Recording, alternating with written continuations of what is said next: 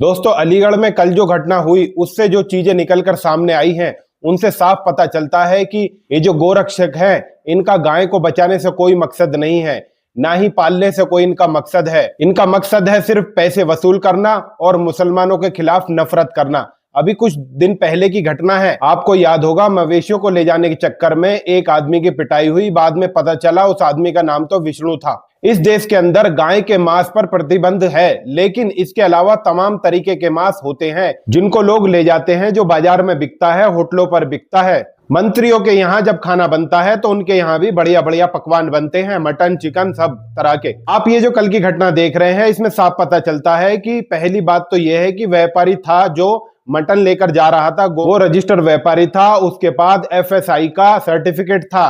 रसीद सामने आई, जिस रसीद से बहुत साफ लिखा हुआ है कि लीगल तरीके से बुफेलो का मीट ले जाया जा रहा है, जो कटा हुआ था, इसका ट्रांसपोर्ट हो रहा था। उसके पास बाकायदा डॉक्यूमेंट्स थे। ये घटना अलीगढ़ के हरदुआगंज की है।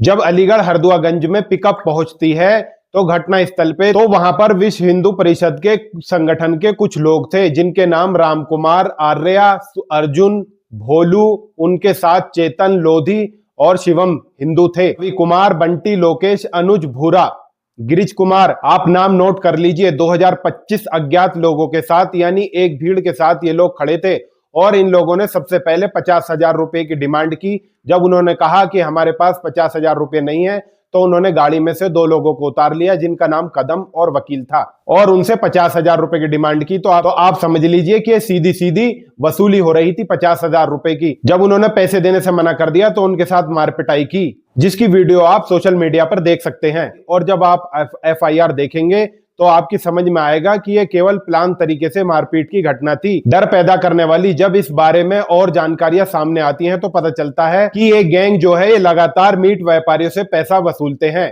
नू में जो इस तरह की घटना हुई पहले भी आपने देखा होगा। साफ साफ ये खेल समझ में आता है कि इस देश में जो लीगल है, मटन का व्यापार पूरी तरह से लीगल है।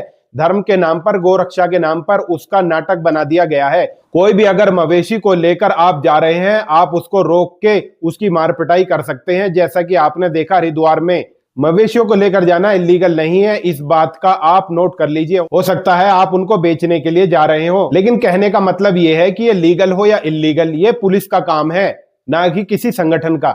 ये जो आतंकवादी हैं जो भगवा साफा पहनकर निकलते हैं और गोरक्षा बन जाते हैं, ये तो कानून के हिसाब से गुंडे हैं, कानून के हिसाब से अपराधी हैं। किसी की गाड़ी रोकना, उसके साथ मारपीट करना, ये कानूनन अपराध है। धर्म को धंधे में बदल दिया गया है, चाहे वो बाबा हो, दिन रात हिंदू मुस्लिम करते हो, और जब वह दुबई में घूमने जाते हैं तो करोड़ों की कारों में चलते हैं। हिंदू मुस्लिम करो और आराम से अपना धंधा करो।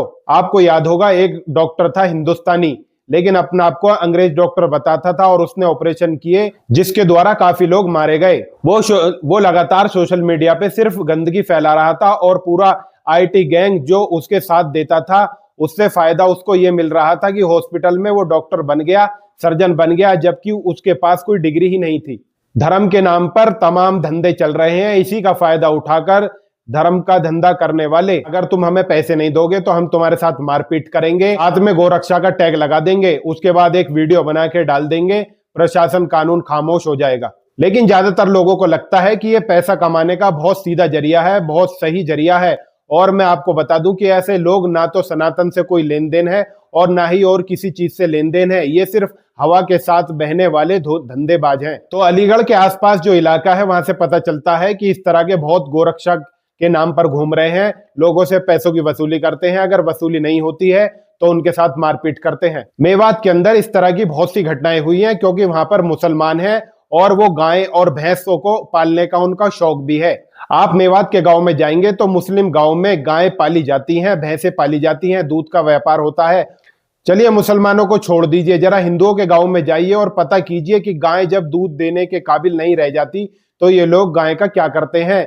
2 ही चीजें होती हैं, या तो उनका खूंटा तोड़कर उनको छोड़ दिया जाता है, क्योंकि जब गाय या भैंस वो दूध नहीं देती तो बहुत से लोग उसको बेच देते हैं, और जो उसको खरीदने वाला है, आप सोचिए कि वो उसका क्या करेगा जब वो गाय या भैंस दूध नहीं देगी। तो ये इन लोगों को एक बिजनेस मॉडल मिल गया है जिसमें मुसलमान सबसे आसान शिकार है। इस बिजनेस मॉडल का उपयोग नेता करते हैं इस देश से बाहर जो बीफ जाता है उसका नंबर, उसकी संख्या लगातार बढ़ती जा रही है। हम जानते हैं कि सबसे बड़े बीफ विक्रेता हिंदू हैं। नाम भले ही उन्होंने कंपनी का मुसलमानों के नाम पे रख लिया हो, इस्लाम के नाम पे रख लिया हो, लेकिन वो सारे के सारे हिंदू हैं।